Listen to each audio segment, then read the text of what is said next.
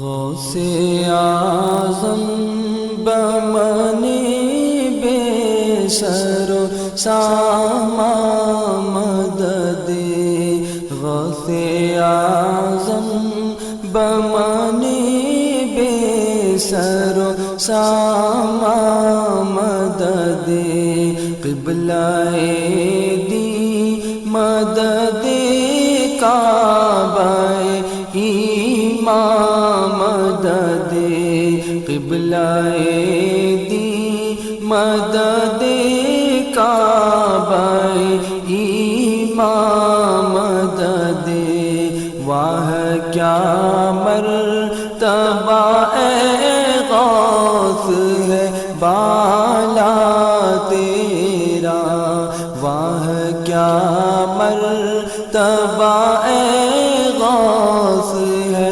بالا تیرا، اونچے اونچوں کے سروں سے قدم اعلیٰ تیرا، اونچے اونچوں کے سروں سے قدم اعلیٰ تیرا، سر بھلا کیا کوئی جانے کہ ہے کیسا تیرا،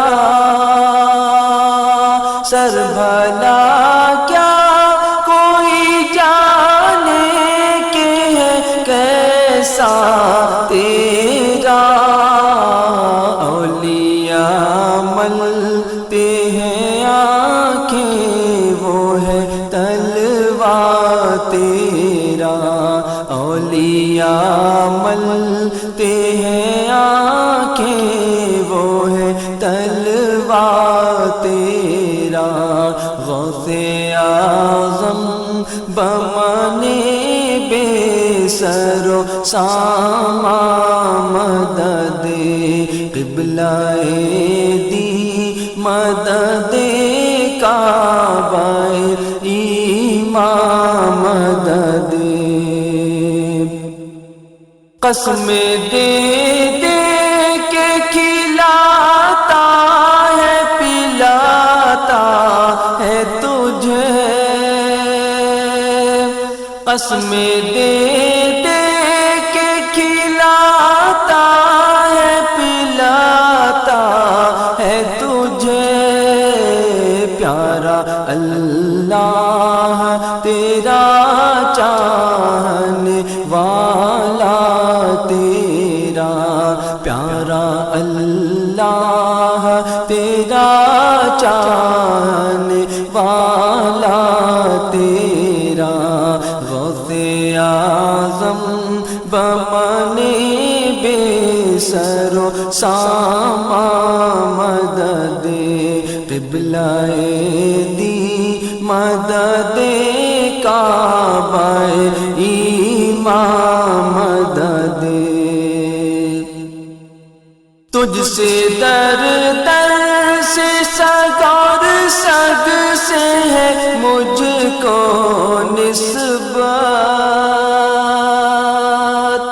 تجھ سے در در سے سگ اور سگ سے ہے مجھ کو نسبت، میری گردن میں بھی ہے دور کا ڈورا تیرا، میری گردن میں بھی ہے دور کا ڈورا تیرا، غوث اعظم بمنی بے سر و سامان مدد، قبلہ دی مدد کعبہ ایمان مدد، اس نشانی کے جو سگ ہے نہیں مارے جاتے، اس نشانی کے جو سگ ہے نہیں مارے جاتے، حشر تک میرے گلے میں رہے حشر تک میرے گلے میں رہے پٹا تیرا، غوث اعظم بمنے بے سر و ساما مدد قبلہ دی مدد کعبہ ایمان مدد قبلہ دی مدد کعبہ ایمان مدد۔ میری قسمت کی قسم کھائے سگانے بغداد،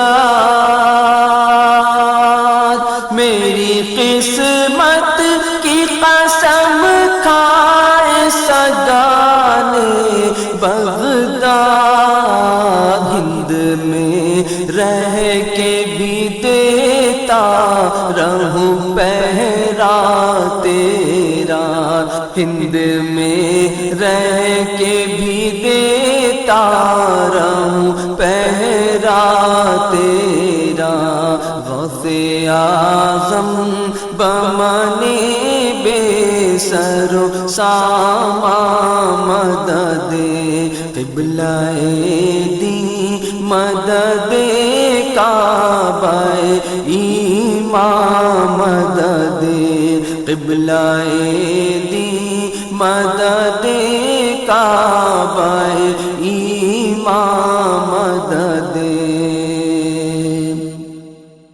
اے رضا یوں نہ بلک تو نہیں جید تو نہ ہو،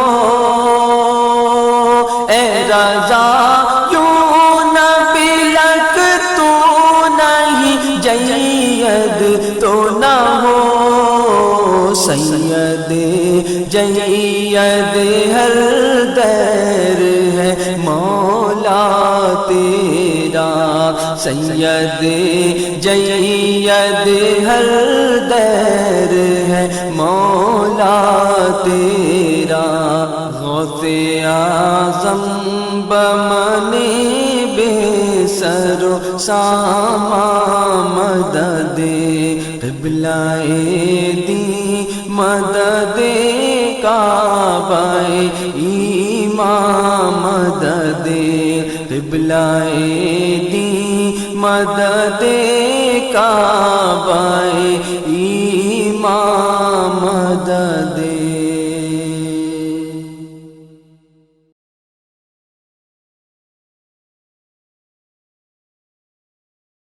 السلام علیکم ورحمۃ اللہ وبرکاتہ۔ الحمد للہ رب العالمین والعاقبۃ للمتقین والصلاة والسلام علی سید الانبیاء والمرسلین وعلى آلہ واصحابہ الطیبین الطاہرین، اما بعد، فاعوذ باللہ من الشیطان الرجیم، بسم اللہ الرحمن الرحیم۔ الا ان اولیاء اللہ لا خوف علیہم ولا هم يحزنون الذین آمنوا وکانوا یتقون، صدق اللہ العظیم۔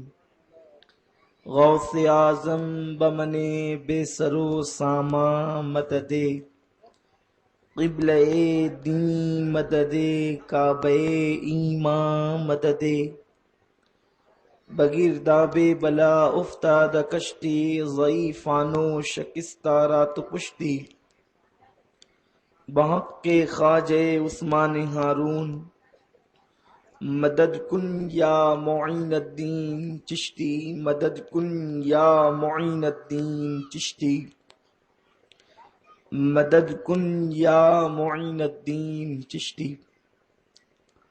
میرے پیارے آقا صلی اللہ تعالی علیہ وسلم کے پیارے دیوانوں، آئیے ہم اور آپ مل کر انتہائی عقیدت و محبت کے ساتھ اپنے اور ساری کائنات کے مرکز عقیدت، انیس بے کساں چارہ ساز درد منداں، ہم غریبوں کے غم گسار مصطفیٰ جان رحمت، مجتبی محمد مصطفیٰ، ارواحنا فدا صلی اللہ تعالی علیہ وسلم کی بارگاہ بے کس پناہ میں جس طریقے سے میں پڑھا ہوں آپ بھی میرے ساتھ مل کر بلند آواز سے پڑھیں۔ الصلاۃ والسلام علیک یا رسول اللہ، الصلاۃ والسلام علیک یا نبی اللہ، الصلاۃ والسلام علیک یا حبیب اللہ، وعلی آلک و اصحابک یا نور اللہ، صلی اللہ تعالی علیہ وسلم۔ واہ کیا مرتبہ اے غوث ہے بالا تیرا، واہ کیا مرتبہ اے غوث ہے بالا تیرا، اونچے اونچوں کے سروں سے قدم اعلیٰ تیرا، سر بھلا کیا کوئی جانے کہ ہے کیسا تیرا، سر بھلا کہ ہے کیسا تیرا، اولیاء ملتے ہیں آنکھیں وہ ہے تلوہ تیرا، اور سارے اقطاب جہاں کرتے ہیں کعبے کا طواف، سارے اقطاب جہاں کرتے ہیں کعبے کا طواف، کعبہ کرتا ہے طواف درے والا تیرا، کعبہ کرتا ہے طواف درے والا تیرا۔ میرے پیارے آقا صلی اللہ تعالی علیہ وسلم کے پیارے دیوانوں، 11ویں شریف کا مہینہ شروع ہو چکا ہے، اور یہ 11ویں شریف کا مہینہ 12ویں والے آقا مصطفیٰ جان رحمت صلی اللہ علیہ وسلم کے لاڈلے شہزادے کا مہینہ ہے۔ سرکار غوث اعظم جنہیں ہم کہتے ہیں، وہ ہمارے حضور صلی اللہ علیہ وسلم کی اولاد پاک میں سے ہے، اور ان کا مرتبہ بڑا عظیم اور بلند ہے۔ کم نصیبی یہ ہے کہ شہر مالیگاؤں میں پڑھے لکھے جاہلوں کی کثرت بڑھتی جا رہی ہے۔ ایک جاہل وہ ہوتا ہے جو ان پڑھ ہوتا ہے، اس کو سمجھانا بہت آسان ہے، اور ایک جاہل وہ ہوتا ہے جو پڑھا لکھا جاہل ہوتا ہے۔ جیسے ایک دیہات کا جاہل اگر اسے مولوی صاحب سمجھائیں تو اس کے بعد سمجھ میں آ جائے، ایک پڑھا لکھا جاہل جیسے شیطان، شیطان اتنا پڑھا لکھا کہ وہ فرشتوں کا استاد مگر تھا جاہل۔ وجہ جہالت اس کو کہتے ہیں کہ اللہ رب العزت کی نافرمانی اور مخالفت پر اور حق کو نہ ماننے پر ڈٹ جانا، ہٹ درمی کرنا، اس کو جہالت ہے۔ ورنہ ابو جہل کا کیا قصور ہے؟ اس کو ابو جہل یعنی جاہلوں کا باپ جو کہا گیا، وہ تو بہت بڑا شاعر تھا۔ وہ عرب میں جو چند لوگ پڑھے لکھے تھے، انہی میں سے ایک ابو جہل تھا، جس کو اہل قریش اور اہل مکہ ابو الحکم کہتے تھے، مگر آقا نے اس کو ابو جہل کہا۔ کیوں؟ کیونکہ اس کو حق ماننے کی توفیق نہیں ہوئی۔ تو آج میں آپ کے سامنے اس کا رونا رو رہا ہوں کہ ہمارے شہر میں پڑھے لکھے جاہلوں کی کثرت ہو گئی کہ سب کچھ دیکھنے سننے سمجھنے کے بعد بھی خود بھی بھٹک رہے ہیں جہالت اور گمراہی میں، اور قوم پریشان کر رہے ہیں۔ تو میں یہ چاہتا ہوں کہ میں کچھ باتیں آپ کو سمجھاؤں تاکہ آپ کے سمجھ میں آئے۔ 11ویں شریف کا مہینہ آیا تو لوگوں نے کہنا شروع کیا، بھئی غوث پاک کو کیوں پکارتے ہو؟ ان کی 11ویں کیوں کرتے ہو؟ کیا قرآن میں اولیاء اللہ کا ذکر ہے؟ کیا قرآن میں 11ویں کا ذکر ہے؟ تو میں کسی کو کچھ نہیں کہوں گا، صرف آپ کو کہوں گا کہ قرآن شریف میں اولیاء اللہ کا جو ذکر ہے میں بہت سنجیدگی سے آپ کے سامنے پیش کرتا ہوں، تاکہ آپ کو پتہ چلے کہ اولیاء اللہ کی شان کیا ہے۔ سب سے پہلے آپ کو یہ بتاؤں کہ جو لوگ اولیاء اللہ کی مخالفت کرتے ہیں وہ دلیل میں قرآن کی آیتیں پڑھتے ہیں کہ بھائی اللہ نے قرآن میں فرمایا کہ تم اللہ کے سوا دوسروں کو کیوں پکارتے ہو؟ جو اپنی ناک پر مکھی بیٹھی ہوئی مکھی نہیں ہٹا سکتے، جو نفع اور نقصان نہیں پہنچا سکتے، تم ان کو کیوں پکارتے ہو؟ یہ قرآن شریف کی آیتیں وہ پڑھتے ہیں۔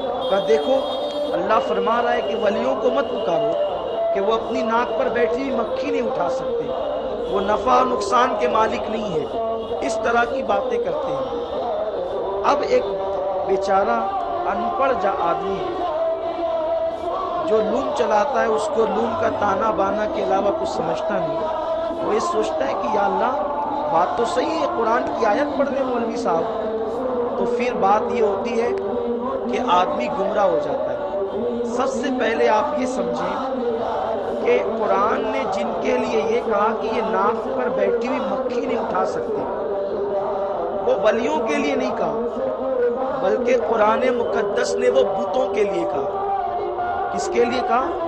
بتوں کے لیے، کیونکہ جو ولی اس وقت زمین پر حیات تھے ان میں سیدنا صدیق اکبر فاروق اعظم ہے۔ جب اپنی ناک پر بیٹھی ہوئی مکھی میں ہٹا سکتا ہوں تو صدیق اکبر نہیں ہٹا سکتے تھے، فاروق اعظم نہیں ہٹا سکتے تھے۔ تو ان اولیاء کرام کو قرآن نے نہیں کہا، بلکہ وہ جو مٹی اور پتھر کے بت تھے جو کعبۃ اللہ کی چھت پر سجا دیے گئے تھے، قرآن نے ان کے بارے میں کہا کہ ان کو کیوں پکارتے ہو؟ اس لیے کہ اس زمانے کا جو انسان تھا، جو مسلمان تھا، اس وقت وہ ولی کو پکارتا نہیں تھا، کیونکہ وہ خود ولی تھا، ہر صحابی ولی تھے۔ اس زمانے میں تو ولی کو پکارنے کا سوال ہی پیدا نہیں ہوتا۔ جب سید الانبیاء زمین پر خود موجود تھے تو اس وقت ولی کو پکارنے کا مطلب کیا؟ صحابہ جب بھی پکارتے تو یا رسول اللہ کہہ کر پکارتے۔ ارے جس کے قدموں کے صدقے ولیوں کو ولایت ملی ہے، جب وہ نبی مدد کرنے کے لیے موجود ہے تو پھر صحابہ کسی کو کیوں پکارتے؟ تو اس وقت جو پکارا جاتا تھا، مشرکین بتوں کو پکارتے تھے، مشرکین جو ہے وہ لات و حبل کو پکارتے تھے، منات و عزا کو پکارتے تھے۔ تو قرآن نے کہا یہ مٹی کے بت، یہ پتھر کے بت جو اپنی ناک پر بیٹھی ہوئی مکھی کو ہٹا نہیں سکتے، ان کو کیوں پکارتے ہو؟ اور پھر ان کے پکارنے میں اور ہمارے پکارنے میں زمین اور آسمان کا فرق ہے۔ مشرکین جو ان بتوں کو پکارتے تھے تو خدا سمجھ کر پکارتے تھے، اور ہم غوث اعظم کو پکارتے ہیں تو اللہ کا بندہ سمجھ کر پکارتے ہیں، اللہ کا بندہ سمجھ کر کے ان کو پکارتے ہیں۔ میرے پیارے آقا علیہ السلام کے پیارے دیوانوں، آئیے ولی کا ذکر قرآن مقدس نے کہاں کہاں کیا ہے۔ سب سے پہلے یہی آیہ کریمہ جس کی میں نے تلاوت کی ہے، اللہ تبارک و تعالی ارشاد فرماتا ہے، الا ان اولیاء اللہ لا خوف علیہم ولا هم یحزنون، آگاہ ہو جاؤ، بے شک اللہ کے ولیوں کو نہ غم ہے نہ خوف ہے، اور الذین آمنوا وکانوا یتقون، وہ جو اللہ کے دوست ہیں، جن کو اللہ نے اپنا دوست بنایا ہے، تو قرآن نے ان کے لیے ایک جماعت مقرر کی کہ وہ ہر جماعت سے نہیں ہوگا، الذین آمنوا وہ اہل سنت و جماعت سے ہوگا، وکانوا یتقون اور ہر سنی بھی ولی نہیں ہوگا، سنیوں میں بھی ولی وہ ہوگا جو اللہ سے ڈر کر تقوی اختیار کرنے والا، جو متقی ہوگا۔ تو میرے پیارے آقا صلی اللہ علیہ وسلم کے پیارے دیوانوں، اب آئیے اولیاء اللہ ہر زمانے میں رہے۔ آپ دیکھیں دنیا کا یہ مزاج ہے کہ اگر کسی بیوپاری کی دکان پر آپ جائیں اور جانے کے بعد آپ اس سے کوئی کوالٹی کی چیز مانگیں اور اس کی دکان لوکل ہے، برانڈڈ مال وہاں نہیں ملتا، اور جب آپ اس مال کا ذکر کریں تو وہ بیوپاری اگر عقل مند ہے، عقل مند کیا بلکہ شاطر بیوپاری ہے، تو وہ کہے گا ارے اس چیز میں یہ نقص ہے، اس چیز میں یہ نقص ہے، اس لیے وہ مت تو یہ لے لو۔ کیوں؟ کیونکہ اس کی دکان کے اندر وہ آئٹم موجود نہیں، وہ برانڈ کی چیز موجود نہیں۔ تو اب یہ 72 فرقے کے لوگ سب مل کر جو اولیاء اللہ کی مخالفت کرتے ہیں تو صرف اس وجہ سے کرتے ہیں کہ یہ اولیاء اللہ جو برانڈ جسے کہتے ہیں ولیوں کی برانڈ، تو یہ برانڈ 72 فرقوں کے پاس نہیں ہے، یہ صرف اہل سنت و جماعت کے پاس ہے۔ تو جو چیز جس دکان پر نہیں ہوتی وہ اس کی مخالفت کرتا ہے، کیونکہ قرآن نے کہا الذین آمنوا وکانوا یتقون، کہ وہ جو ولی ہوگا وہ ایمان والا اور تقوی والا ہوگا، اور ایمان اللہ تبارک و تعالی نے نبی کے غلاموں کو عطا فرمایا، نبی کے چاہنے والوں کو عطا فرمایا، رسول اعظم سے محبت کرنے والوں کو عطا فرمایا۔ تو اس لیے یاد رکھیں اللہ رب العزت تو یہ فرماتا ہے کہ جو میرے ولی سے عداوت رکھے میں اس کے ساتھ اعلان جنگ کرتا ہوں۔ اللہ رب العزت کے اولیاء سے دشمنی رکھنا یہ اللہ کے اعلان جنگ کو قبول کرنے کے برابر ہے۔ ولی کی طاقت تو جا بجا قرآن بیان کرتا ہے۔ اب آئیے سورہ نمل کے حوالے سے سب سے پہلے میں اپنی گفتگو کو شروع کروں۔ پیارے آقا صلی اللہ علیہ وسلم کے پیارے دیوانوں، ابھی میں کوئی حدیث آپ کی خدمت میں پیش نہیں کرتا، کیونکہ اگر حدیث پاک پیش کی جائے تو لوگ اس پر بھی کلام کرنے لگتے ہیں کہ یہ حدیث فلاں کتاب میں نہیں ہے، فلاں کتاب میں نہیں ہے۔ بات اس وقت صرف قرآن سے ہوگی۔ جب آپ بھی مسلمان ہم بھی مسلمان تو قرآن کی بات کو آپ کو بھی ماننا چاہیے اور ہمیں بھی ماننا چاہیے۔ جو قرآن نہ مانے چاہے اس کی کتنی بڑی داڑھی ہو، چاہے اس کا کتنا بڑی پگڑی ہو، وہ مسلمان نہیں ہو سکتا۔ قرآن کو مان کر ہی آپ مسلمان ہو سکتے۔ تو قرآن میں ولی کی طاقت اللہ نے بیان فرمائی۔ وہ جو من دون اللہ ہیں، یعنی جو اللہ کے دشمن ہیں، جن کی اللہ نے قرآن میں مخالفت کی، وہ بت ہیں۔ ہم ان بتوں کو پکارنے کو شرک کہتے ہیں، اس لیے کہ ہمارا بتوں سے کوئی تعلق ہی نہیں ہے۔ ارے بتوں کو تو ہم ٹھوکروں میں رکھتے ہیں، مگر جو اولیاء ہیں سورہ نمل میں اللہ پاک نے جو ہے وہ جناب سلیمان علیہ نبینا علیہ السلام کا ذکر بہت تفصیل کے ساتھ فرمایا ہے۔ اسی میں ایک واقعہ حضرت سلیمان علیہ السلام کا بیان کیا گیا۔ واقعہ یوں ہے کہ حضرت سلیمان علیہ السلام کے پاس بہت سارے پرندے تھے، اور وہ پرندوں میں ایک پرندہ تھا جس کا نام ہدہد تھا۔ وہ ہدہد بڑا پیارا اور خوبصورت پرندہ ہوتا ہے، آپ اس کو دیکھیں گے تو اس پر آپ کو پیار آئے گا۔ ہدہد اس کی وہ چونکہ جناب سلیمان علیہ السلام کے دربار کا پرندہ تھا، ایک دن حضرت سلیمان علیہ السلام نے، چونکہ ان کے لشکر میں جنات بھی تھے، پریاں بھی تھی اور انسان بھی تھے، بہت بڑا ان کا لشکر تھا۔ جب ان کا لشکر چلتا تو کئی میل تک کے لشکر ہی چلتا رہتا۔ حضرت سلیمان علیہ السلام نے ایک دن کہا کہ کیا بات ہے، میں ہدہد کو نہیں دیکھتا، ہدہد کہاں ہے؟ تو سب نے کہا کہ ہدہد تو نظر نہیں آتا۔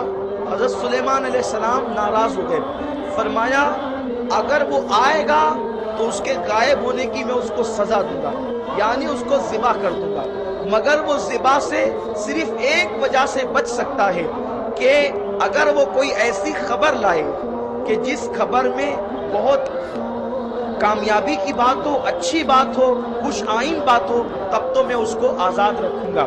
ہدہد آیا اور آنے کے بعد جناب سلیمان علیہ السلام سے عرض کیا، اے اللہ کے پیغمبر حضرت سلیمان، میں نے ایک ایسی بات دیکھی جس کی خبر آج سے پہلے آپ کو نہیں بتائی گئی۔ حضرت سلیمان علیہ السلام نے فرمایا وہ کیا بات ہے؟ تو ہدہد نے کہا کہ میں نے ایک ملکہ کو دیکھا ہے جو لوگوں پر بڑی کامیابی کے ساتھ حکومت کر رہی ہے، اور اس کے پاس لشکر ہے، لاؤ ہے، بہت تفصیل اس نے بتائی۔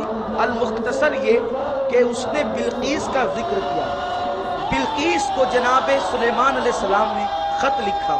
بلقیس اتنی ذہین عورت تھی، چونکہ وہ حکومت کرتی تھی، ملکہ تھی، رانی تھی ایک علاقے کی، ملکہ سبا۔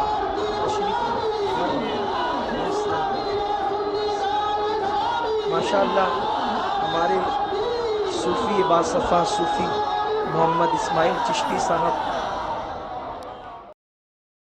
मोहम्मद इस्माइल चिश्ती साहब मुहिब गिरामी तशरीफ लाए हैं, उनका इस्तकबाल करते हैं। एक बार दुरूद शरीफ पढ़ लें। अल्लाहुम्मा सल्लि व सल्लिम व बारिक अलैहि व अला कुल्ली मन मुहम्मदिन लदई सलातन तबका व तकुम के दवाम सलाम व सलाम अलैका या जल्लल तो बिल्किस को खत लिखा कि या तो तुम हमारी दावत कबूल करो, इस्लाम की दावत, मजहब की दावत, या फिर जंग के लिए तैयार हो।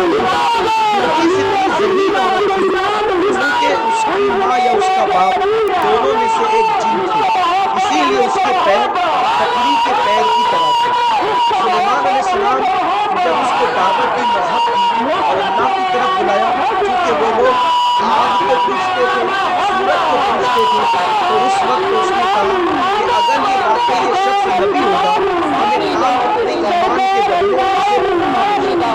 अगर इसने तोहफा कबूल कर लिया तो वो बादशाह है, और अगर इसने तोहफा कबूल नहीं किया तब तो ये नबी है। और बहुत सारा तोहफा भेजा जिसकी तफसीर तफासिर में वो अर्ज़ करने का सुलेमान अलैहिस्सलाम ने तोहफे को वापस कर दिया और फरमाया ईमान के बदले कोई चीज़ हम कबूल नहीं करेंगे। अगर वो तोहफा भेज रही है और तोहफा के बदले वो ईमान कबूल नहीं करना चाहती तो उससे जंग, क्योंकि ईमान से ज़्यादा कीमती कोई नहीं हो सकता। सुलेमान अलैहिस्सलाम ने जब उसका तोहफा लौटा दिया तो उसने फिर आने की तैयारी की। सुलेमान अलैहिस्सलाम को खबर दी गई कि बिल्कीस अपने लश्कर के साथ मौत का रुख से खबर ये थी कि उसका तख्त बहुत बड़ा है, वो 80 गज लंबाई में और 40 गज चौड़ाई में, और उसके पहिए इस तरह हैं और उसकी बैठक इस तरह है, वो बड़ा बेमिसाल तख्त है। सुलेमान अलैहिस्सलाम ने बिल्कीस को मुतासिर करने के लिए अपनी महफिल में, अपनी मीटिंग में एक बात का ऐलान किया कि हमें तख्त बिल्कीस उसके आने से पहले यहाँ लाना है। आप लोगों में से कौन है जो तख्त बिल्कीस का ये सूरह नमल की तफसीर है, और इत्तेफाक से इस तफसीर पर सारे मसलक के लोग मुत्तफिक हैं। मेरी माएँ बहनें भी बहुत से सुने, उनके लिए बहुत दिलचस्पी की है कि कभी कभी औरतें भी इतनी सही होती हैं कि मर्दों की ज़ियारत ख़वातीन की बहुत बड़ा काम कर सकती है, मगर ख़वातीन की ज़ियारत और मर्दों की ज़ियारत सब अपनी जगह, मगर वो सब नबी के आगे झुकते हैं। ये शान नबूवत है। हज़रत सुलेमान अलैहिस्सलाम ने कहा कि तख्त बिल्कीस कौन लाएगा? उनकी महफिल में जिन्नात भी थे और इंसान भी थे। एक जिन खड़ा हुआ और वो खबीस नापाक जिन, वो नापाक जिन खड़ा हुआ और उसने कहा ए अल्लाह के पैगंबर, मैं वो तख्त बिल्कीस लाकर आपकी खिदमत में पेश करूँगा। आपने फरमाया कितनी देर में? तो उसने कहा आपकी महफिल खत्म होने से पहले पहले मैं वो तख्त बिल्कीस लाकर आपकी खिदमत में पेश करूँगा।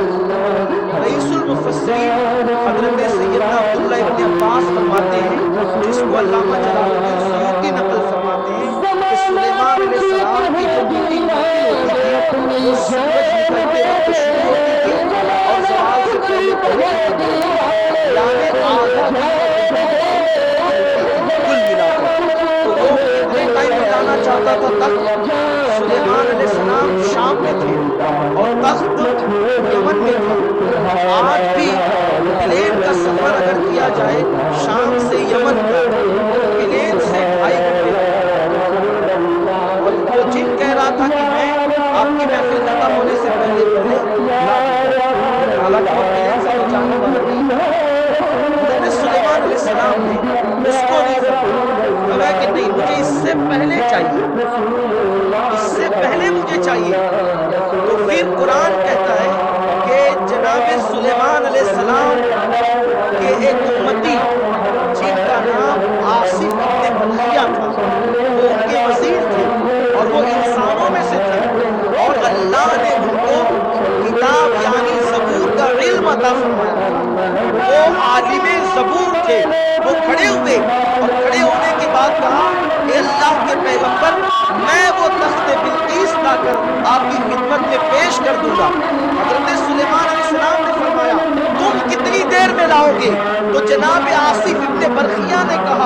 آپ کی پلک جھپکنے سے پہلے وہ تخت بلقیس میں حاضر کر دوں گا۔ میں آپ سے پوچھنا چاہتا ہوں کہ جس آج ترقی یافتہ دور میں اللہ اکبر پلین سے 2.5 گھنٹے میں لوگ پہنچتے ہیں، اور جناب سلیمان علیہ السلام کے امتی اور ان کی امت کے ولی جن کے پاس زبور کا علم ہے، وہ کہتے ہیں کہ میں آپ کی پلک جھپکنے سے پہلے تخت بلقیس لا دوں گا۔ پلک جھپکنے میں ٹائم کتنا لگتا ہے؟ جائیں گے کب؟ آئیں گے کب؟ اور قرآن کہتا ہے انہوں نے لا کر پیش کر دیا۔ اب میں آپ سے پوچھنا چاہتا ہوں کہ زبور افضل ہے یا قرآن افضل ہے؟ سلیمان افضل ہے یا غوث اعظم و غریب نواز افضل ہے؟ ارے جب زبور کا عالم پلک جھپکنے سے پہلے ملک شام پہ کھڑا ہو کر کے یمن کا تخت لا کر پیش کر سکتا ہے، تو قرآن کا عالم، اور پھر وہ بھی معمولی عالم نہیں بلکہ میرے نبی کا شہزادہ حسنی حسینی لال، اگر عبد القادر جیلانی بغداد میں بیٹھ کر کے مالیگاؤں کے سنیوں کی مدد کرے تو اس میں تعجب کی بات کیا ہے؟ نعرہ تعجب کی تکبیر، بات کیا ہے؟ نعرہ رسالت، فیضان حضور غوث اعظم۔ یہ بات قرآن کے خلاف نہیں ہے، قرآن ولی کی طاقت بیان کر رہا ہے۔ تو جب سلیمان علیہ السلام کے امتی کا یہ عالم ہے تو نبی کی آل کی طاقت کا عالم کیا ہوگا؟ اور پھر قرآن نے کہا کہ وہ ان کے وزیر تھے، سلیمان کی اولاد میں سے نہیں تھے۔ ارے وزیر ہونا اور بات ہے، نبی کی اولاد ہونا اور بات ہے۔ سرکار غوث پاک صرف امتی نہیں ہے بلکہ میرے آقا کے شہزادے ہیں، حسنی حسینی لال ہے، بطول زہرا کے چمن کے گلاب ہے۔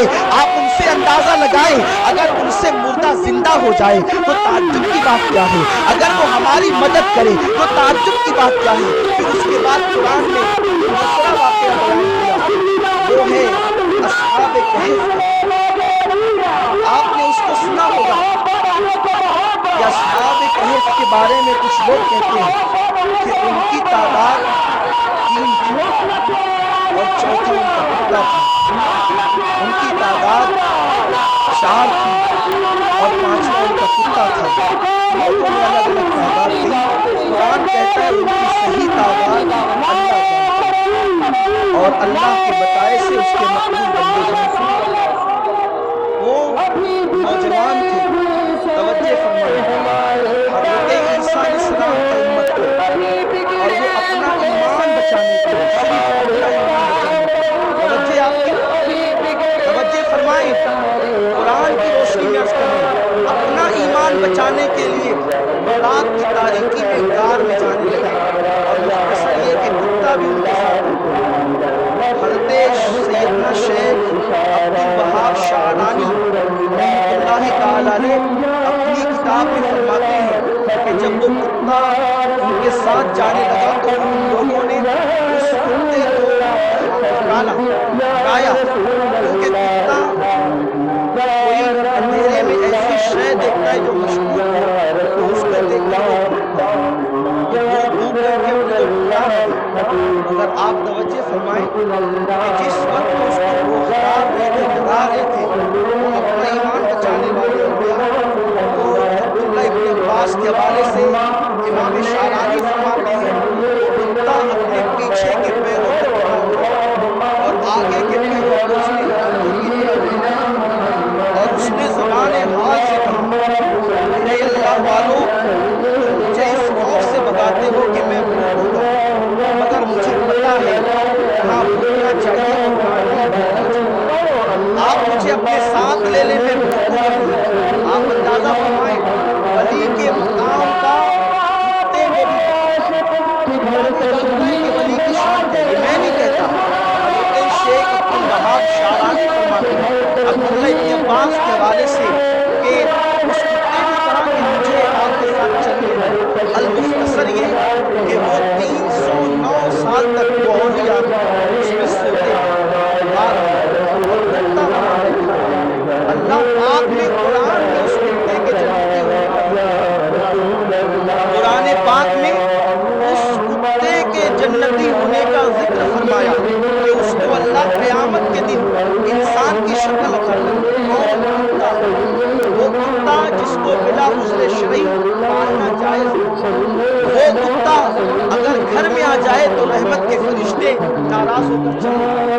وہ کتا جس کی موجودگی اللہ کی رحمت کے فرشتوں کو روک دیتی ہے، آپ اندازہ فرمائیں اس کتے کو جس کی گندگی اور جس کا رحمت سے دور ہونا یہ حدیث میں تواتر کے ساتھ آیا ہے، مگر ایک کتا ایسا گندا ہے، غلیظ ہے، اس کی فطرت میں کتا پن ہے، مگر اللہ نے اس کتے کو جنتی ہونا فرمایا اور ان اولیاء کو غار میں سونا اپنی نشانیوں میں سے نشانی فرمایا۔ اب آئیے قرآن کی اس روشنی میں ہمارے غوث کی شان کو دیکھیں۔ ارے جو صرف اپنا ایمان بچانے کے لیے غار میں جا کر چھپتے ہیں، صرف اپنا ایمان بچاتے ہیں، تو اس اولیاء اللہ کی چوکھٹ پر بیٹھنے والا کتا بھی جنتی ہو جاتا ہے۔ اور ہمارے غوث شیخ عبد القادر جیلانی نے صرف اپنا ایمان نہیں بچایا بلکہ انہوں نے دین کو نئی زندگی عطا کر دی۔ وہ محی الدین ہے، دین کو زندہ کرنے والے ہیں۔ وہ ارشاد فرماتے ہیں ایک دن میں ایک راستے سے جا رہا تھا، میں نے دیکھا ایک کمزور انسان ہے، ایک ناتواں انسان ہے، ایک انتہائی مریل انسان ہے، اور وہ مجھے پکارتا ہے کوئی میری مدد کرو، کوئی میری مدد کرو۔ مدد کے لیے کوئی آواز دیتا ہے مگر کوئی اس کی طرف توجہ نہیں کرتا۔ شیخ فرماتے ہیں میں اس کی طرف گیا اور اس کا ہاتھ میں نے اپنے ہاتھ میں لیا، جیسے اس کا ہاتھ میں نے اپنے ہاتھ میں لیا اس کی کمزوری جاتی رہی، اس میں طاقت آتی رہی، حتیٰ کہ وہ ایک تناور نوجوان کی طرح، ایک کھوکھرو نوجوان کی طرح اٹھ کر کے کھڑا ہو گیا۔ اب وہ تندرست ہو گیا، چاق و چوبند ہو گیا۔ اس کے ماتھے پر جو مایوسی کی لکیریں تھی وہ خوشیوں میں بدل گئی، اس کے چہرے پر جو زردی تھی وہ سرخی میں بدل گئی، اس کے چہرے پر جو ملال تھا وہ حسن میں تبدیل ہو گیا۔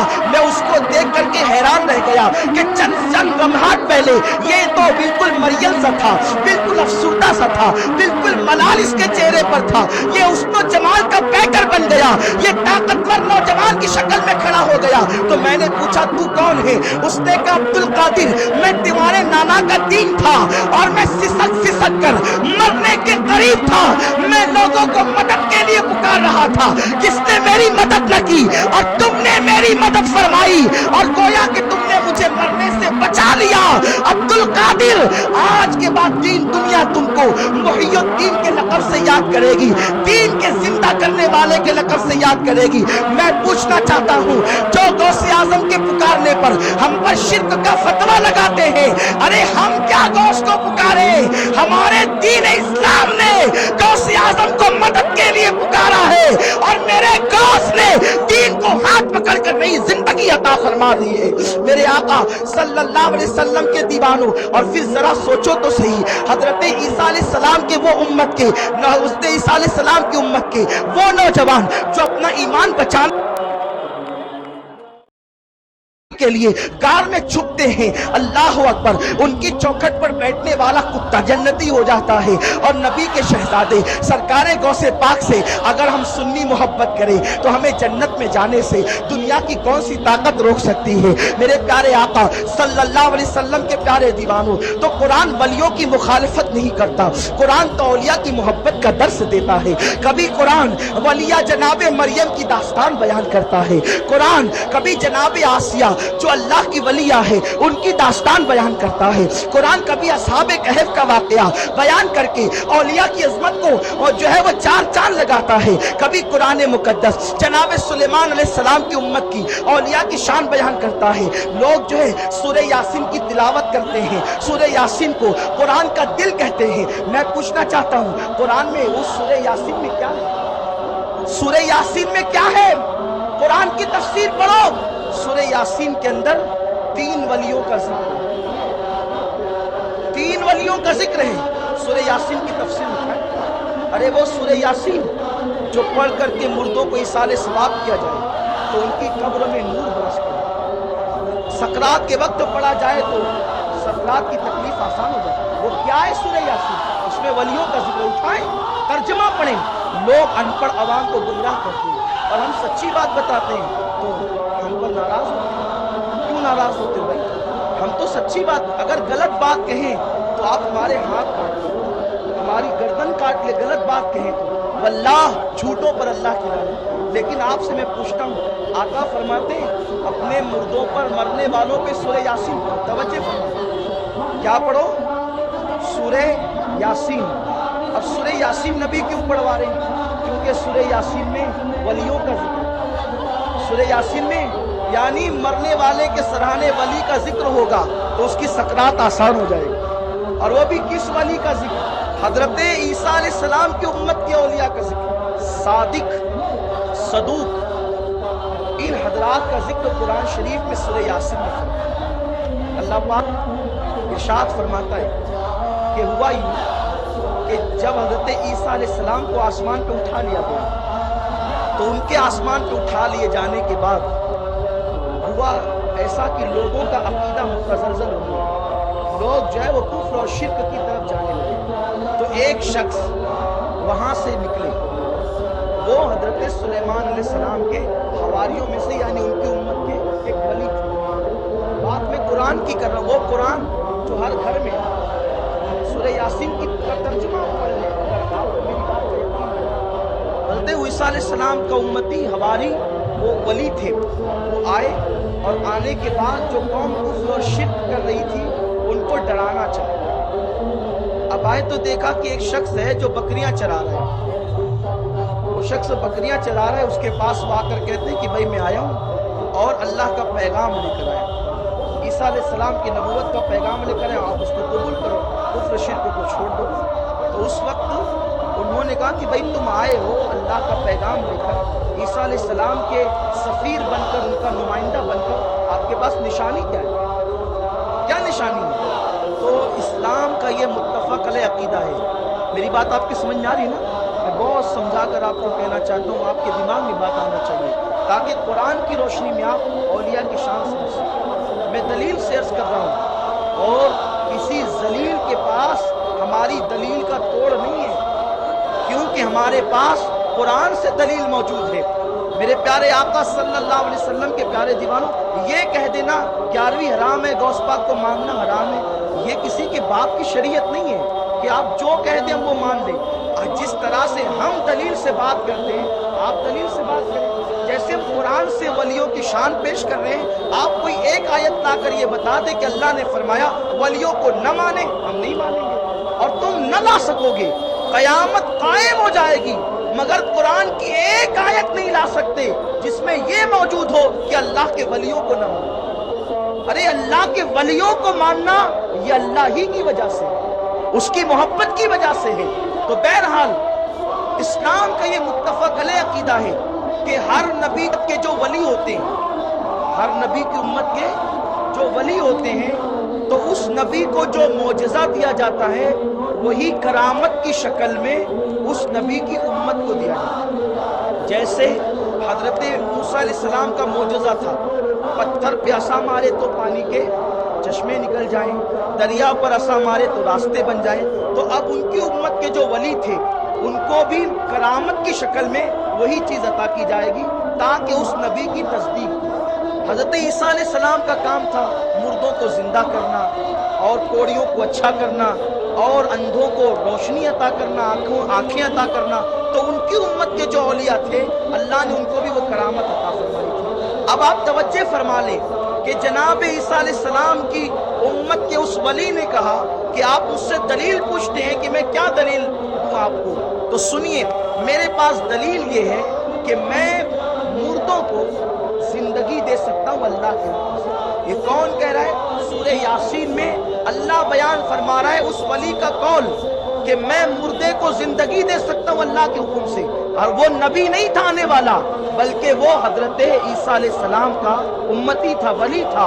वो अल्लाह की तरफ से भेजा हुआ एक वली था जो कह रहा था कि मैं मुर्दों को जिंदा कर सकता हूँ। तो उसने कहा जब आप मुर्दों को जिंदा कर सकते हैं तो मेरा बेटा बहुत बीमार है, बीमारी से उसकी हालत बिल्कुल गैर है, आप उसको शिफा दे दें। तो वो गए और जाने के बाद उसके लिए दुआ की, अल्लाह ने उसको शिफा दे दिया। तो वो शख्स मान गया। अब मानने के बाद ये हुआ कि बात बढ़ते बढ़ते फैलती चली गई और लोग ईसा अलैहिस्सलाम के मानने वाले होते गए। بادشاہ کو پتا چلا تو بادشاہ نے یوں کیا کہ ان لوگوں کو اٹھا کر قید میں ڈالا، کیونکہ جب ایک کی ولایت ثابت ہوئی تو اس نے اپنے حلقے کو بڑھایا اور بڑھانے کے بعد وہ قریب آئے، جب قریب آئے تو ان کو اٹھا کر جیل میں ڈال دیا۔ تو دوسرے صاحب کو جب پتا چلا ولی کو کہ ایک پورا گروہ جیل میں چلا گیا، وہ ان کو بچانے کے لیے آئے، ان سے بھی کوئی بات پوچھی نہیں گئی اور ان کو بھی جو ہے وہ جیل میں ڈال دیا گیا۔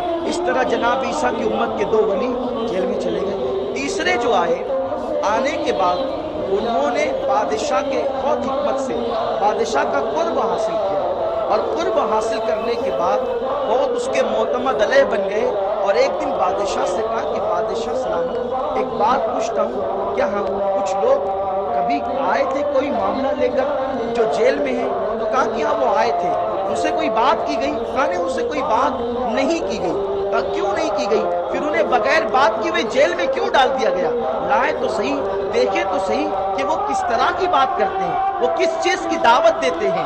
تو بادشاہ نے چونکہ ان کی بات کو بہت اچھے انداز سے سنا، ان کا ایک اثر انہوں نے بنا لیا تھا، انہیں نکالا گیا اور وہ دونوں ولیوں سے کہا گیا، صادق اور صدوق سے، کہ آپ بتاؤ کہ آپ کس چیز کی دعوت دیتے ہیں؟ تو کہا کہ ہم اللہ کی وحدانیت کی، عیسیٰ علیہ السلام کی نبوت و رسالت کی دعوت دیتے ہیں۔ تو کہا آپ کے پاس ثبوت کیا ہے؟ تو کہا مردوں کو زندہ کر سکتے۔ وہ دونوں ولیوں نے کہا کہ ہم مردوں کو زندہ کر سکتے، یہ سورہ یاسین ہے، اور میں سورہ یاسین کی تفسیر آپ کی خدمت میں پیش کر رہا ہوں۔ تو جس وقت انہوں نے کہا کہ اچھا ایسی بات ہے، تو پھر دہقان کا ایک بچہ مر گیا ہے اور وہ بہت روتا ہے، اس کو اٹھا کر کے لایا جائے، آپ اس کو زندہ کر کے بتائیں۔ تو اس وقت ان دونوں اولیاء اللہ نے اس بچے کے حوالے سے کہا، تم بسم اللہ، اللہ کے حکم سے زندہ ہو جا۔ تو جب وہ زندہ ہوا تو زندہ ہونے کے بعد اس بچے سے پوچھا گیا کہ کیسے گزری؟ تو اس وقت اس بچے نے کہا، اب چونکہ وہ مر چکا تھا اور غیب کے پردے اس کی نگاہوں سے اٹھ چکے تھے، اس بچے نے کہا کہ جب یہ تینوں اللہ رب العزت کے بندے اللہ رب العزت کی بارگاہ میں میری زندگی کے لیے دعا کرتے ہیں، تو میں نے اپنی آنکھوں سے دیکھا کہ چوتھے آسمان پر جناب عیسیٰ علیہ السلام اللہ سے عرض کرتے، مولا یہ میری امت کے اولیاء ہیں، یہ جو کہیں تو وہ کر دکھا تاکہ میرے مذہب کو فروغ ملے، میرے مذہب کو ترقی ملے۔ تو اس نے کہا کہ یہ دو تو مجھے نظر آتے ہیں، تیسرا کون ہے؟ تو تیسرے کی طرف اشارہ کیا جو بادشاہ کے یہاں اثر و رسوخ حاصل کر چکے تھے، چونکہ بادشاہ کو معلوم نہیں تھا۔ تو جب اس تیسرے مبلغ اس ولی کی بات بھی کھل گئی تو انہوں نے بات کو سمجھتے ہوئے کہا کہ ہم بھی عیسیٰ علیہ السلام کے ماننے والے ہیں۔ نتیجہ یہ ہوا کہ بادشاہ اس کی پوری رعایا نے اس مذہب کو قبول کیا، جو ہے وہ جناب عیسیٰ علیہ السلام کی اولیاء کی دعوت کو قبول کیا۔ اب میں آپ سے پوچھنا چاہتا ہوں کہ جناب عیسیٰ علیہ السلام کا امت کا ولی اگر کسی مردے کے بارے میں کہے تم باذن اللہ، اور قرآن کہتا ہے کہ وہ مردہ زندہ ہو گیا، وہ مردہ زندہ کیوں ہوا؟ کہ عیسیٰ علیہ السلام چوتھے آسمان پہ کھڑے رہ کر کہتے تھے، مولا میری امت کا ولی کہہ رہا ہے تو اس کی بات کو سچا کر دکھا دے۔ اگر بات سچی نہ ہوئی تو ولی رسوا ہوگا، مذہب رسوا ہوگا، اور ولی کی بات سچی ثابت ہوگی تو مذہب کو عروج ملے گا، ترقی ملے گی۔ اب میں آپ سے پوچھنا چاہتا ہوں، عیسیٰ کی رسائی چوتھے آسمان تک ہے اور میرے مصطفیٰ کی رسائی تنافت اللہ سے آگے ہے، سدرہ سے آگے ہے، جہاں جبریل کا تصور نہیں جا سکتا وہاں میرے مصطفیٰ کی شان ہے۔ تو جب میرا دوست مردوں کی جگہ پر کھڑے ہو کر تم بسم اللہ کہتے ہوں گے تو قرآن کی روشنی میں کہتا ہوں میرے مصطفیٰ کہتے ہوں گے، مولا وہاں تو عیسیٰ کا امتی کہہ رہا تھا، یہاں میرا لال عبد القادر کہہ رہا ہے، میرا شہزادہ عبد القادر کہہ رہا ہے، مولا تو اسے زندگی عطا کر دے۔ اب بتاؤ جناب عیسیٰ کی تائید سے ان کے ولی کے ہاتھ پر مردہ زندہ ہوتا ہے، میرے مصطفیٰ کی تائید پر اگر میرا غوث مردے جلاتا ہے تو تعجب کی بات کیا ہے؟ اللہ اکبر، یہ راز ہے۔ قرآن کو پڑھو، قرآن کو سمجھو، دنیا تمہیں بے وقوف بنا رہے، اور عبد القادر سرکار غوث پاک سے اپنے رشتے کو مضبوط کرو، غریب نواز سے اپنے رشتے کو مضبوط کرو۔ ارے میرا غوث وہ ہے गरीब नवाज जैसा वली जिसके कदम को अपने कांधे पर लेकर कहते हैं या गौसुस सकलैन, आपका ये कदम सिर्फ मेरे कांधे पर नहीं बल्कि मेरे सर पर है, मेरी आंखों पर है, मेरे दिल पर है। और हुजूर मुफ्ती आजम कहते हैं ये दिल ये जिगर है, ये आंखें ये सर है, जहां चाहो रखो कदम गौसे आजम। अब कुरान से जब आपने दलीलें सुन ली तो आइए अब मेरे गौस की एक बात भी सुन ले, मेरे आका गौसुस सकलैन का एक वाकया भी सुन ले। गौसे पाक का बचपना है, नन्हे से अब्दुल कादिर जिलानी है, अल्लाह अकबर, उनके नाना की खानका है, हजरते अब हजरत सैयदना सोमई सालार की खानका है। और उसके बाद वो खानका में एक बुढ़ी औरत अपने नन्हे से बच्चे को लेकर आती है और आने के बाद खानका की चौखट पर रख देती है और कहती है बाबा जान ये मेरा बच्चा एक लौता है, मेरा साए पीरी है, मेरे बुढ़ापे का सहारा है, खुदा के लिए आप इसके लिए दुआ कर दें कि अल्लाह इसको जिंदगी दे दो। चादर हटाई, अल्लाह उसे जिंदगी दे दे। चादर हटाई, देखा कि सांसें टूट चुकी थी, सांसें रुक चुकी थी। उस अल्लाह के बरगजीदा बंदे गौसे आजम के नाना ने कहा बेटी जो एक मर्तबा दुनिया से चला जाता है वो फिर वापस नहीं आता। अल्लाह रब्बुल इज्जत के कामों में दखल देना हमारा काम नहीं, हम अल्लाह के बंदे हैं। यानी उन्होंने आजजी की, उन्होंने इंकिसारी की, अल्लाह अकबर। उसके बाद वो बड़ी भी वहां बैठकर रोने लगी और फिर वो बुजुर्ग अपनी खानका के अंदर चले गए। मेरे सरकार गौसे आजम नन्हे से 7 साल के बच्चे थे, खेलते हुए आए, कहा माई क्यों रो रही है, कहा माई क्यों रो रही है, रोने की वजह क्या है। तो उस वक्त तो बुढ़िया ने कहा कि ऐ बेटा, ऐ मेरे बच्चे, तू छोटा सा नन्हा सा बच्चा है, मेरे दर्द को क्या समझेगा, लेकिन तुमने पूछ ही लिया है तो सुनो, ये बच्चा मेरे बुढ़ापे का सहारा था, अभी जवानी की दहलीज पर कदम रखने वाला था, उससे पहले इसकी सांसें टूट गई, इसने मुझे जिंदगी के भंवर में छोड़ दिया। तो इस अल्लाह वाले की बारगाह में आई थी सहारा लेने के लिए कि ये मेरी कश्ती को सहारा देते तो जिंदगी की कश्ती साहिले मुराद को जाकर के लगती, मगर इस अल्लाह वाले ने भी मुझे ना का जवाब देकर अंदर चला गया।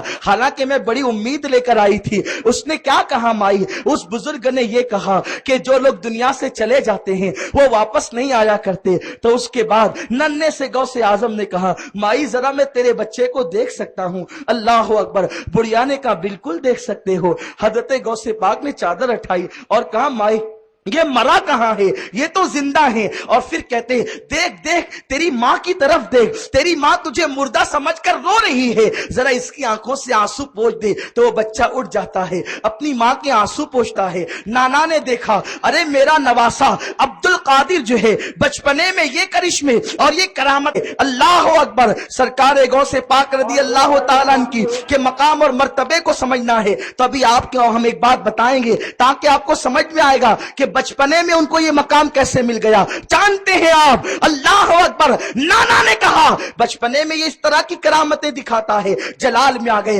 अल्लाह के कामों में इंसान को दखल देने का इख्तियार नहीं, मगर वो जान रहे थे कि जो मकामे महबूबियत पर होते हैं उनका दुआ कर देना किसी की जिंदगी के लिए ये दखल नहीं कहलाता, ये मुखिल होना नहीं कहलाता। इसलिए कि जो मकामे महबूबियत पर फाइज होते हैं अगर वो अर्ज कर दें तो बिगड़ियां बन जाती है। नाना ने डंडा लिया और उसके बाद गौसे आजम को सजा देने के लिए नन्हे से गौसे आजम को डांटने के लिए आगे बढ़े। आप बच्चे थे, भागते रहे और भागते भागते कब्रिस्तान में दाखिल हुए। और दाखिल होने के बाद जब कोई सहारा न मिला तो कहते हैं कब्रिस्तान के मुर्दों देखो मेरे नाना मुझे मारने के लिए दौड़ते हैं, जरा तुम उठ जाओ और मुझे बचा लो। उस कब्रिस्तान में 500 कब्रें मौजूद थी, हर कब्र से मुर्दा उठ करके खड़ा हो गया। कहा तो एक एक जिंदा करने पर नाना नाराज हो रहे थे, वहां मुर्दों को कब्रिस्तान से उठा दिया। और ये कोई कहानी किस्सा नहीं बल्कि हमने कुरान से साबित कर दिया। जब ईसा अलैहिस्सलाम का उम्मती जिंदा कर सकता है मुर्दे को तो मुस्तफा जाने रहमत का लाल भी। और गौसे पाक को तो खास मकाम है। आखिरी बात, गौसे पाक को तो खास मकाम है, वो पैदा ही हुए वली बनकर, वो पैदा ही हुए हैं वली बन। क्यों? जब सैयदना इमाम कासिम रदी अल्लाह ताला ने मैदान करबला में इमाम हुसैन से कहा कि चचा जान मुझे करबला में जाने दें, आपने मना फरमाया। फिर क्या हुआ? بڑی مشہور روایت ہے کہ وہ جو تعویذ ان کے بازو پر بندھی تھی نکالی تو اپنے چچا کو دے دی. چچا جان آپ روکتے ہیں لیکن میرے بابا نے تو مجھے جانے کا حکم دیا ہے. اس خط میں لکھا ہے جب میرے والد دنیا سے جا رہے تھے تو انہوں نے تحریر کیا تھا کہ بیٹے میں دنیا میں نہیں رہوں گا جب میرا بھائی حسین کربلا میں شہید ہوگا. اگر تو چاہتا ہے کہ تو میری روح کو خوش کرے, میری آنکھوں کو ٹھنڈا کرے, تو کربلا میں تو میرے بھائی حسین پر اپنی جان قربان کر دینا. حضرت امام قاسم کہتے ہیں چچا جان یہ تو میرے والد مجھے سند دے گئے. حضرت امام حسین کو اپنے بھائی کی وہ محبت یاد آئی کہ میرا بھائی مجھ سے کتنی محبت کرتا ہے کہ اپنا بیٹا میرے قدموں پر قربان کرنے کی وصیت کر گیا. وہ تحریر اٹھائی اور آسمان کی طرف نگاہ کی, عرض کیا مولا تیرے محبوب نے اور میرے نانا نے یہ کہا تھا کہ مسافر کی دعا رد نہیں ہوتی, تیرا حسین کربلا میں مسافر ہے.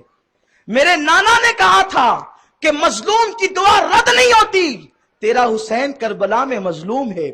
میرے نانا نے کہا تھا مجاہد کی دعا رد نہیں ہوتی, تیرا حسین کربلا میں بحیثیت مجاہد ہے. اور جمعہ کے دن دعا رد نہیں ہوتی, آج یوم الجمعہ بھی ہے. میرے مولا دعاؤں کی اتنی ساری قبولیت کی علتیں جمع ہو گئی ہے, تیرا حسین تجھ سے آج ایک چیز مانگتا ہے کہ میرے بھائی حسن نے میرے قدموں پر اپنی اولاد کو قربان کرنے کی وصیت کی ہے. میں تجھ سے عرض کرتا ہوں کہ قیامت تک کے لیے میرے بھائی حسن کا نام زندہ رکھنا. تو ندائی حسین ہم نے تیری دعا قبول کر لی ہے, تیرے بھائی حسن کی نسل میں ایک ایسا بندہ پیدا کریں گے جس کا نام عبد القادر ہوگا, اور جو مقام ہم نے تیرے نانا کو نبیوں میں عطا کیا ہے وہ مقام ہم اسے ولیوں میں عطا کریں گے, اور عبد القادر کے ذریعے سے حسن کا نام زندہ رہے گا.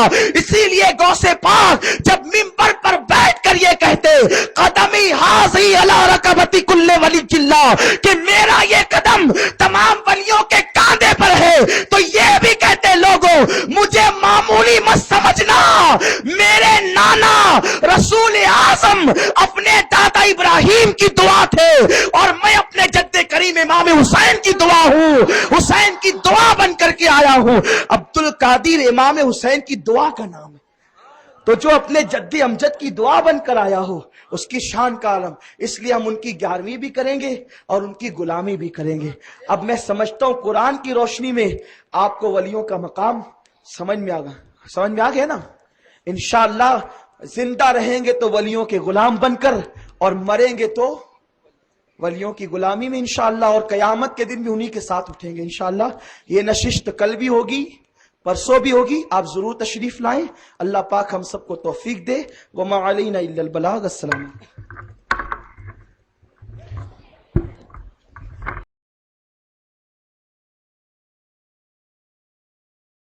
بغداد والے دلہا روشن ضمیر, بغداد والے دلہا روشن ضمیر, میرے پیران پیر, میرے پیران پیر, میرے پیران پیر, میرے پیران پیر. بغداد والے دلہا روشن ضمیر, بغداد والے دلہا روشن ضمیر, میرے پیران پیر, میرے پیران پیر, میرے پیران پیر, میرے پیران پیر. خدا کے فضل سے ہم پر بسایا غوث اعظم کا, خدا کے فضل سے ہم پر بسایا غوث اعظم کا. ہمیں دونوں جہاں میں ہے سہارا غوث اعظم کا, ہمیں دونوں جہاں میں ہے سہارا غوث اعظم کا. مریدی لا تخف کہہ کر تسلی دی غلاموں کو, مریدی لا تخف کہہ کر تسلی دی غلاموں کو. قیامت تک رہے بے خوف بندہ غوث اعظم کا. بغداد والے دلہا روشن ضمیر, بغداد والے دلہا روشن ضمیر, میرے پیران پیر, میرے پیران پیر, میرے پیران پیر, میرے پیران پیر. عزیزوں کر چکو تیار جب میرے جنازے کو، عزیزوں کر چکو تیار جب میرے جنازے کو، تو لکھ دینا کفن پر نام والا غوث اعظم کا، تو لکھ دینا کفن پر نام والا غوث اعظم کا۔ فرشتوں روکتے کیوں ہو مجھے جنت میں جانے سے، فرشتوں روکتے کیوں ہو مجھے جنت میں جانے سے، یہ دیکھو ہاتھ میں دامن ہے کس کا غوث اعظم کا۔ بغداد والے دلہا روشن ضمیر، بغداد والے دلہا، بغداد والے دلہا، بغداد والے دلہا، بغداد والے دلہا، بغداد والے دلہا روشن ضمیر، میرے پیرانے پیر، میرے پیرانے پیر، میرے پیرانے پیر، میرے پیرانے پیر، میرے پیرانے پیر، میرے پیرانے پیر۔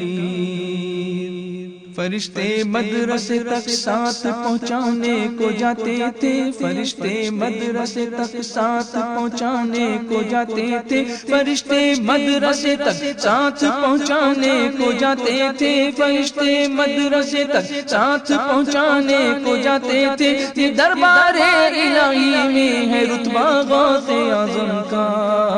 بغداد والے دلہا روشن ضمیر، بغداد والے دلہا روشن ضمیر، میرے پیرانے پیر، میرے پیرانے پیر، میرے پیرانے پیر، میرے پیرانے پیر، میرے پیرانے پیر، میرے پیرانے پیر۔ گئے ایک وقت میں 70 مریدوں کے یہاں آقا، گئے ایک وقت میں 70 مریدوں کے یہاں آقا، گئے ایک وقت میں 70 مریدوں کے یہاں آقا، گئے ایک وقت میں 70 مریدوں کے یہاں آقا۔ سمجھ میں آ نہیں سکتا معمہ غوث اعظم کا۔ بغداد والے دلہا روشن ضمیر، بغداد والے دلہا، بغداد والے دلہا، بغداد والے دلہا، بغداد والے دلہا، بغداد والے دلہا روشن ضمیر، میرے پیرانے پیر، میرے پیرانے پیر، میرے پیرانے پیر، میرے پیرانے پیر، میرے پیرانے پیر، میرے پیرانے پیر۔ مخالف کیا کرے میرا کہ ہے بے حد کرم مجھ پر، مخالف کیا کرے میرا کہ ہے بے حد کرم مجھ پر، خدا کا رحمت للعالمین کا غوث اعظم کا، خدا کا رحمت للعالمین کا غوث اعظم کا۔ ندا دے گا منادی حشر میں یوں قادریوں کو، ندا دے گا منادی حشر میں یوں قادریوں کو، کدھر ہے قادری کر لے نظارہ غوث اعظم کا۔ بغداد والے دلہا روشن ضمیر، بغداد والے دلہا روشن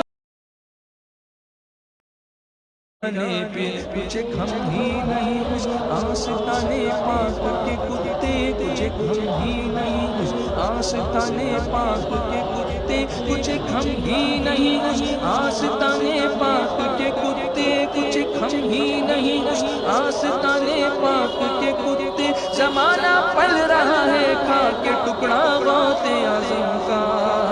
بغداد والے دلہا روشن ضمیر، بغداد والے دلہا، بغداد والے دلہا، بغداد والے، ہاں بغداد والے دلہا، بغداد والے دلہا روشن ضمیر، میرے پیرانے پیر، میرے پیرانے پیر، میرے پیرانے پیر، میرے پیرانے پیر۔ اگرچہ مرغ سب کے بول کر خاموش ہوتے ہیں، اگرچہ مرغ سب کے بول کر خاموش ہوتے ہیں، اگرچہ مرغ سب کے بول کر خاموش ہوتے ہیں، اگرچہ مرغ سب کے بول کر خاموش ہوتے ہیں، مگر ہاں مرغ بولے گا ہمیشہ غوث اعظم کا۔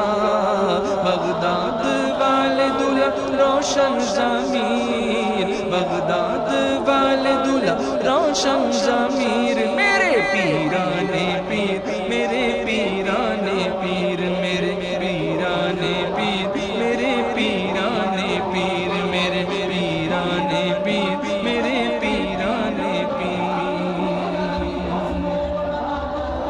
جمیل قادری سو جاں سے قرباں اپنے مرشد پر جمیل قادری سو جاں سے قرباں اپنے مرشد پر جمیل قادری سو جاں سے قرباں اپنے مرشد پر جمیل قادری سو جاں سے قرباں اپنے مرشد پر بنایا جس نے ہم جیسوں کو بندہ غوث اعظم کا بغداد والے دلہا روشن ضمیر بغداد والے دلہا روشن ضمیر میرے پیرانے پیر میرے پیرانے پیر میرے پیرانے پیر میرے پیرانے پیر میرے پیرانے پیر میرے پیرانے پیر پیروں کے آپ پیر ہیں یا غوث المدد پیروں کے آپ پیر ہیں یا غوث المدد پیروں کے آپ پیر ہیں یا غوث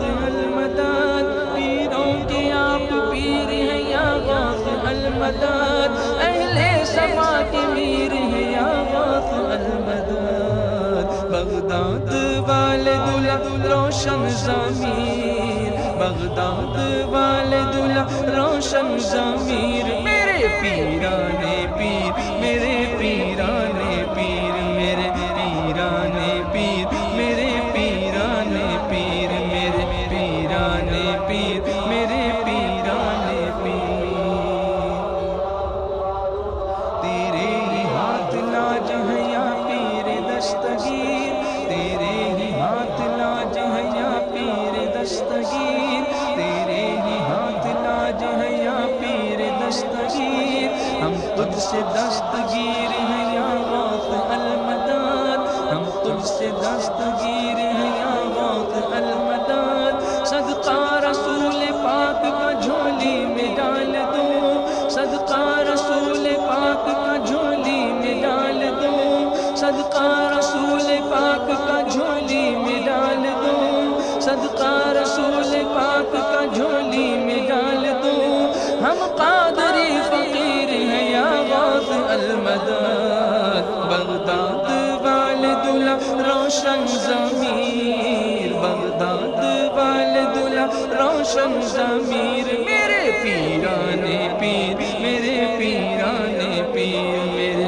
پیرانے پیر میرے پیرانے پیر میرے پیرانے پیر میرے پیرانے پیر دل کی سیاہیں اختر دل کی زبان میں دل کی سیاہیں اختر دل کی زبان میں دل کی سنائیں اختر دل کی زبان میں دل کی سنائیں اختر دل کی زبان میں کہتے یہ بہتے نیر ہیں یا غوث المدد بغداد والے دلہا روشن ضمیر بغداد والے دلہا بغداد والے دلہا بغداد والے دلہا بغداد والے دلہا بغداد والے ہاں بغداد والے دلہا بغداد